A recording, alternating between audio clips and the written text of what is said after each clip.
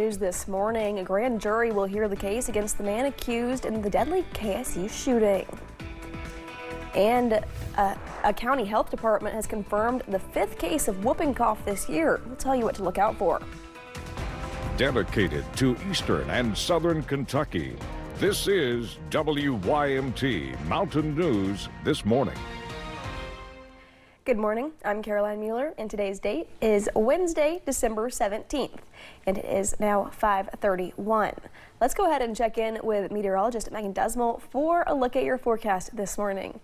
Megan, when I was stepping out of my car to walk into the station, I really didn't think it felt that bad. Yeah, I'd have to agree with you. While it was a little chilly, it was not hard at all for my car to warm up, and I was able to just basically leave from my house and not have to worry about defrosting my windshield or anything. It was great.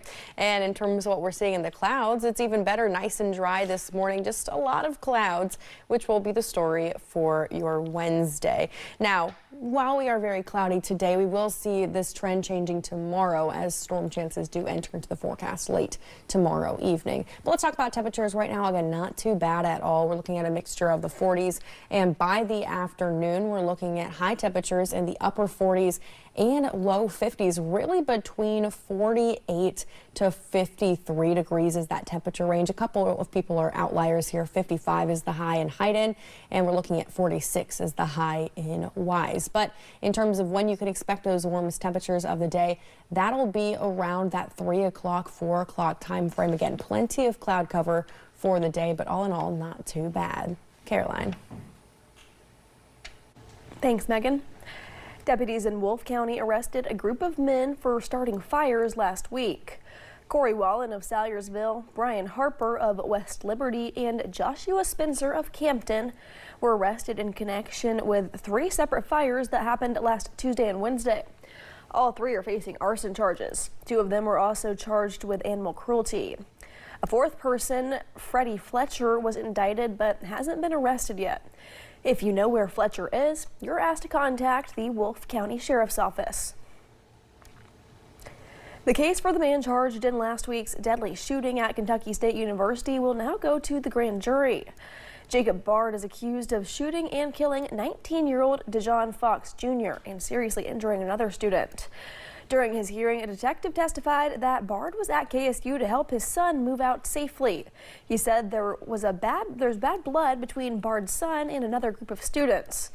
Bard's defense claims he acted in self-defense. He opened the door. That's when both sides clashed. It came outside onto the sidewalk. There were multiple people attacking other multiple people, and then in all of that, a gun went off twice.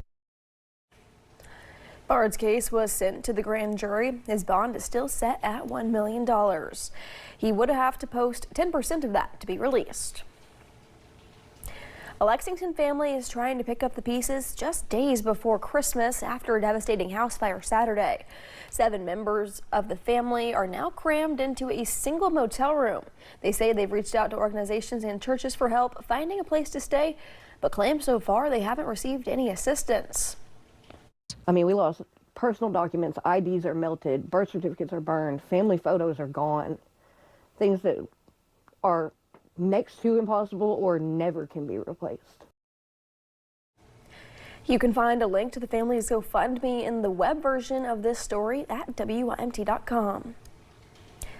London Mayor Randall Weddle says the city could be without firefighters next year. During a special meeting yesterday afternoon, the council passed an amended budget, but Mayor Weddle says it doesn't include enough money to pay all of the city employees.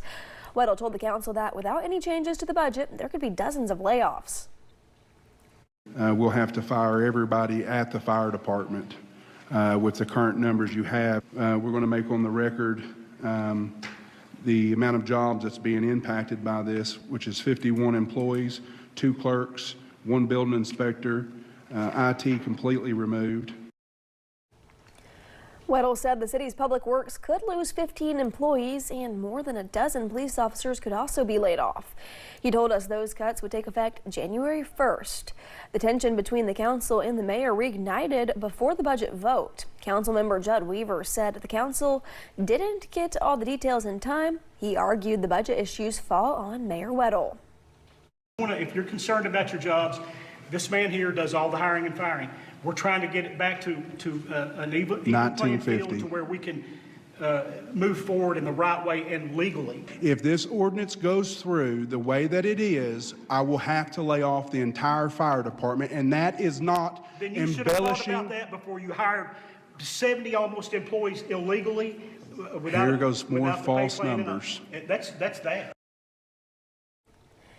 We've reached out to the London City Fire Department to learn more from them. Health officials in Floyd County are warning folks about whooping cough after another case was recently confirmed. WIMT's McKinley Calandrino tells us what you should be looking out for. As of Monday, the Floyd County Health Department confirmed in 2025 they have seen at least 5 cases of pertussis within the county, otherwise known as the whooping cough. While it's the season of sickness, doctors say there are ways to differentiate a normal cold from the whooping cough. I mean, everyone has a cold right now. There are a lot of coughs going around, but with pertussis, you wouldn't get better in your typical several days or a week or so. Officials with the health department say whooping cough can affect people of all ages, but the most vulnerable are infants, older adults, and those with weakened immune systems. Common symptoms include a low-grade fever, mild cough or sneezing with progression to severe coughing fits, a whooping sound after coughing, and extreme fatigue. It's the most contagious in the first few days, the first week, when you don't know you have it, when you think you have a regular cold. Very contagious. Dr. Schutz, a pediatrician at Frontier Medical Associates, says parents and adults should be aware since the illness is so highly contagious, but there is a way to prevent whooping cough. The biggest thing is make sure your immunization is up to date. This is easily prevented with this immunization. Typically, if you've had your Tdap or DTaP immunization, you will not get it. So most people that get it are either kids who have not had theirs yet or who are not fully immunized, or someone who their immunity has waned or gone away. You get your last one at age 11. That lasts for 10 years. So you really need another one at 21 and every 10 years after that. Officials say symptoms typically occur within 7 to 10 days of exposure, but in some cases could take nearly 21 days to develop. In Floyd County, McKinley Calandrino, WIMT Mountain News. Officials encourage you to check your vaccination statuses and to practice washing your hands to prevent the spread. For over 10 years, the Jessamine County Detention Center has been helping inmates prepare for life after jail. They're doing it through a unique work program. Inmates charged with nonviolent crimes are given the chance to work in the community. Max Vanderpool, president of the Jessamine County Food Pantry, says these inmates have been a crucial help to them. When we have a need like this that comes up between, say, 9 and 5, there aren't that many people that you can kind of tap in large groups to do big things. And so having the inmates have the ability during the workday to be able to come and give a big heave-ho is a huge help.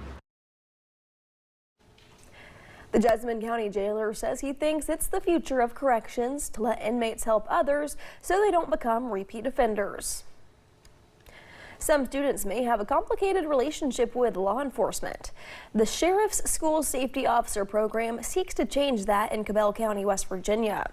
Officers will be in schools throughout the county, not only for safety, but to connect with the students. They will be able to eat lunch with students, read to them, and assist with morning pickup and afternoon drop-off. I like working with the kids. I mean, it's fun. Like Kim said, we have lunch with them and they tell stories and just pop in, stick our head in.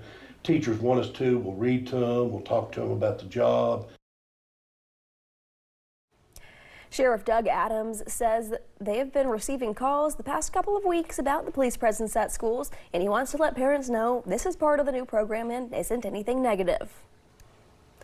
A Southern Kentucky Sheriff's Office has a new member several months after losing a big part of their department. Earlier this year, we told you how K9 Luma retired and then died because of a long illness. Her handler now has a new K9, Major is Chief Deputy Michael Mullins' partner, but he's also a member of his family, going home with him every night.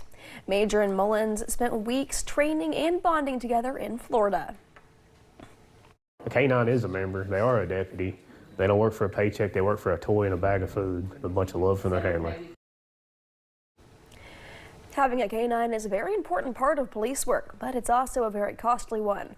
Training a dog can cost upwards of $13,000, but deputies say grants, foundations, and donations were a big help.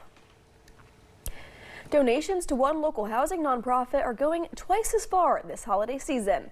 As housing needs remain high throughout eastern Kentucky, Citizens Bank and Trust Company of Jackson is matching donations to the Housing Development Alliance up to $2,500. The match comes as many families continue to feel the effects of past flooding. Housing leaders say for some, recovery has meant years of temporary living situations and uncertainty heading into another winter. We've had folks come in here who have told us just how concerned they are about spending another winter in a camper. You know, so the urgency is there. And even though the flood has passed in 22 and then it's the one we had in 25, we're still living with the effects of it. Donations to the HDA will be matched through December 31st. We have a link to learn more and donate on our website, WYMT.com. People throughout the country are donating to the Salvation Army right now for their Red Kettle campaign. But this year, some locations are asking for more support as they head toward the finish line for donation collections. In Central Kentucky, Development Manager Alex Risen says they are only halfway to their goal of $190,000. And that money funds their shelters.